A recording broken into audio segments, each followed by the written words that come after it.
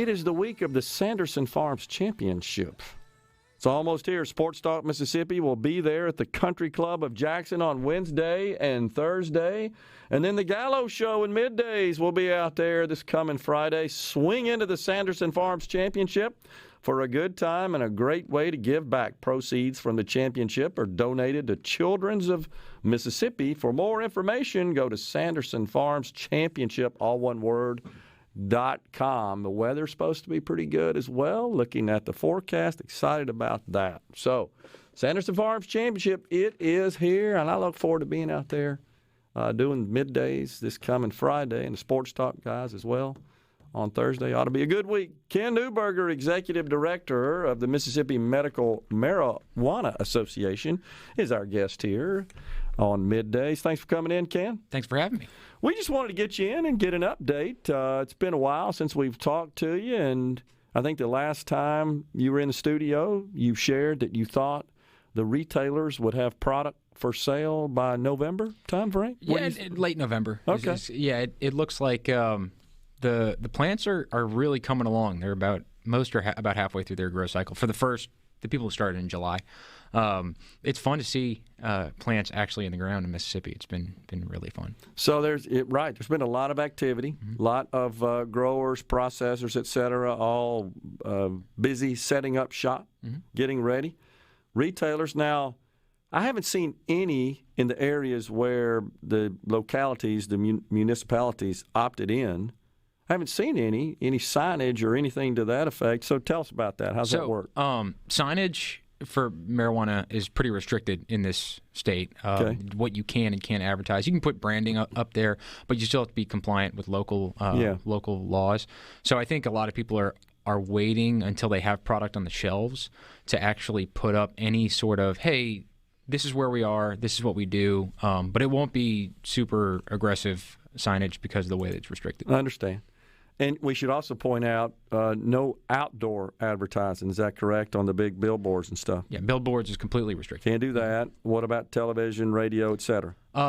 Those are federally regulated airwaves for the most part. FCC gets involved, and so that's not the same thing, but it's really hard to get any kind of cannabis advertising on anything. Some local stations might do it on radio, but you won't see a whole lot on TV. Printed media, newspapers, and so forth. What about that? I've seen a few things here or there. Is that legal, though? It's legal. But some restrictions on it, though, and some people try to bend those rules. So we're trying to get the word around to our members about, hey, look, be compliant.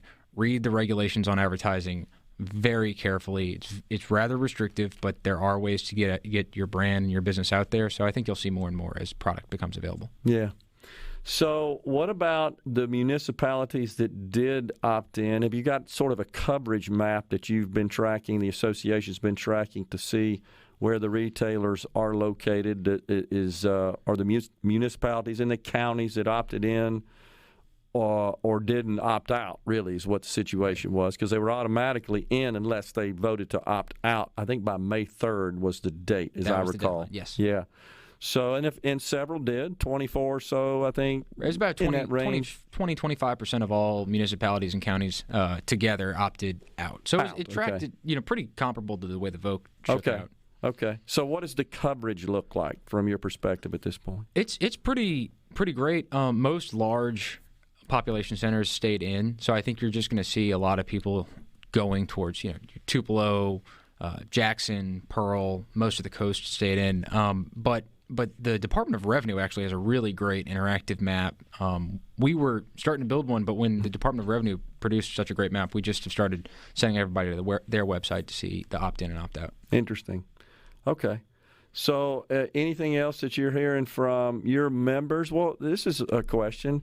Are all those who are in the industry in the various categories, because I do know that our law does segregate them into various categories. I can't remember all of them, but growers, processors, retailers, testers, I think, et cetera, using, I think, some SIC codes for that, right? Some industry standard codes to identify those. You mean with the Secretary of State? Yeah. Yes. Yeah, there are 6 specific ones that are outlined. Yeah. Yes. Are they all members? Does everybody join your association? Well, of the growers, processors, transportation companies, About 85% of them are members of our association. Okay. I get real personal with all my members. I drive out and go see them. We sit down and talk about what we can do to help their business grow in Mississippi, because it is a very small and nascent business here in the state. Yeah.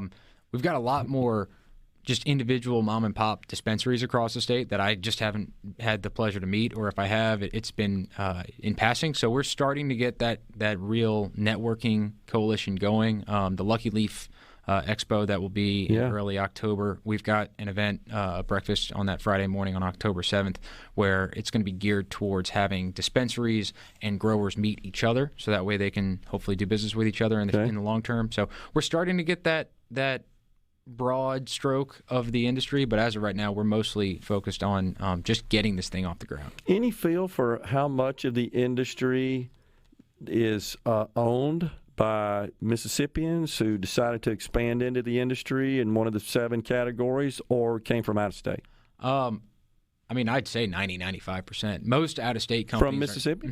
Most out-of-state companies were not interested in coming. I think a lot of Mississippians got some investment from out of state. Sure, but they're mostly dealing with Mississippi companies. Okay. Very, very few actual. We call them cannabis touching companies. People who are actually growing, processing, or selling are from out of state. Well, that's I got to tell you, I'm a little surprised at that, because I think there's a perception out there, right, that there was just all kinds of these big medical marijuana outfits, enterprises that were just descending upon Mississippi. Right. A lot of people thought that, but I think that's because they realized that it's a lot of investment coming in, right? Sure. Just like any other business that you start in Mississippi, you want outside investment. You just want those businesses to be here and stay in Mississippi, and so we're seeing that. Yeah. So I'd have to tell you that I think it's a little surprising, and honestly, from an economic perspective at least, good to hear that it's Mississippi-based businesses. That's right. And you asked me about this one time about construction, so I don't have a better answer than I gave you of people are building. But it was fun to walk into a facility back in June where they were just starting to really get things together. It was one of the first couple companies to get a license, River Remedy. They're down in Byram. And I walked in, and they've got like 30 people building this place out. Some people working on the rafters, some people working on the floor, some people working on the walls. Yeah. And it was just fun to say, like, these people wouldn't be working on this right now if it weren't for the medical marijuana law that we passed. So I think that's another boom that will never be measured, because it's just, 6 months of construction here, 3 months over there, but it's still a really great thing to see. When I first had you on the program, Ken, I remember asking you the question if you had any sort of forecast on the size of the industry from a dollar value perspective. And as I recall, at that point, you were estimating $400+ million.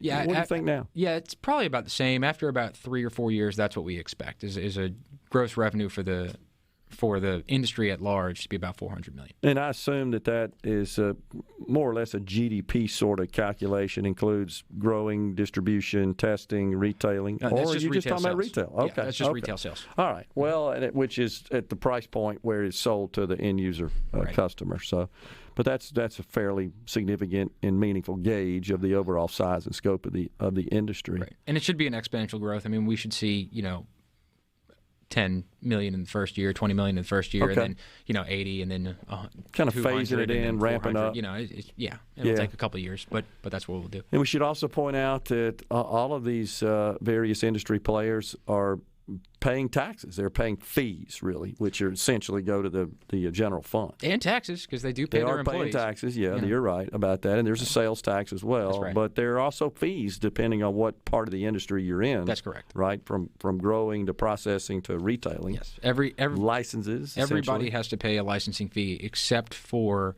institutions of higher learning. If they want to have a research, those fees are waived. Okay. And that can scale. A grower, for example, is pretty significant, right? A one-time, and then there's an annual license. That's correct. And if you want to increase that, you have to have a conversation with the Department of Health, let them know that you're expanding, and you pay that fee above what you're already paying, so that way you make it. Okay. Interesting. Well, Ken, appreciate you coming on and give us an update. Yeah. We'll have you back soon, I'm sure. Because it looks like we're getting closer to that November time frame, which you're estimating product will be in the stores for sale. November, December.